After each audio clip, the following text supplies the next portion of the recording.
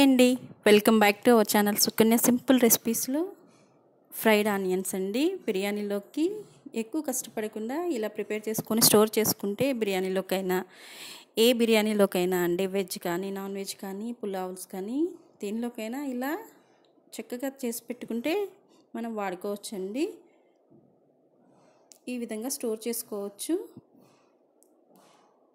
చూడండి, ఈ విధంగా ఆనియన్స్ అన్నీ తొక్క తీసేసుకొని మనం ఏదైతే క్యారెట్ తురుముకుంటామో ఈ తురుముకునే సైడు ఒక సైడు ఈ విధంగా స్లైసెస్ చేసుకోవచ్చండి. ఉల్లిపాయలని చూడండి, ఈ విధంగా చక్కగా సన్నగా స్లైసెస్ చేసుకొని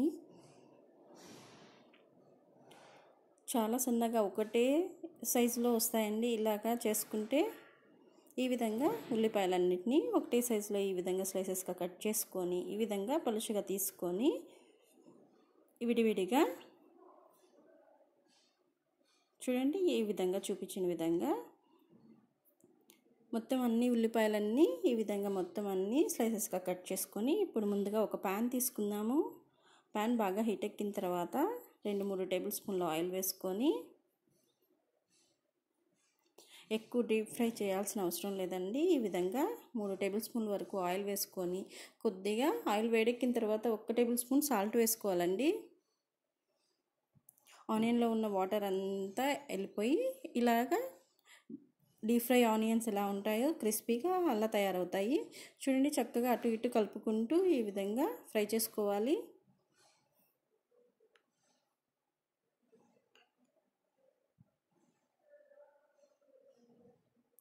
బాగా ఫ్రై అయిన తర్వాత ఎక్కువ మాడిపోకుండా ఈ విధంగా అయిపోయిన తర్వాత గ్యాస్ ఆఫ్ చేసేసుకొని చూడండి, ఈ విధంగా ఆయిల్ అంతా టిప్ చేయాలి కదండి. ఒక టీ వడకట్టుకునేది తీసుకొని ఈ విధంగా ఫిల్టర్ పట్టించుకోవాలి. ఈ విధంగా ఆయిల్ అంతా బయటకు వచ్చేసిన తర్వాత టిష్యూ పేపర్ మీద వేసుకొని పలుచగా ఈ విధంగా చేసి పెట్టుకుంటే చూడండి, ఈ విధంగా ప్రెస్ చేసి బాగా ఆయిల్ అంతా తీసేసిన తర్వాత టిష్యూ పేపర్ మీద ఈ విధంగా పరుచుకోవాలి. అప్పుడు మిగతా ఆయిల్ కూడా అది అబ్జర్వ్ చేసేసుకొని బాగా ఫ్రైడ్ ఆనియన్స్ రెడీ అయిపోయినాయండి. చూడండి, ఈ విధంగా స్టోర్ చేసి పెట్టుకుంటే మనకి ఎప్పుడు కావాలంటే అప్పుడు బిర్యానీలోకి మనం వేసుకోవచ్చండి. అప్పటికప్పుడు చేసుకోకుండా ఈ విధంగా స్టోర్ చేసుకోవచ్చండి. నచ్చితే లైక్ చేయండి, షేర్ చేయండి, సబ్స్క్రైబ్ చేయండి.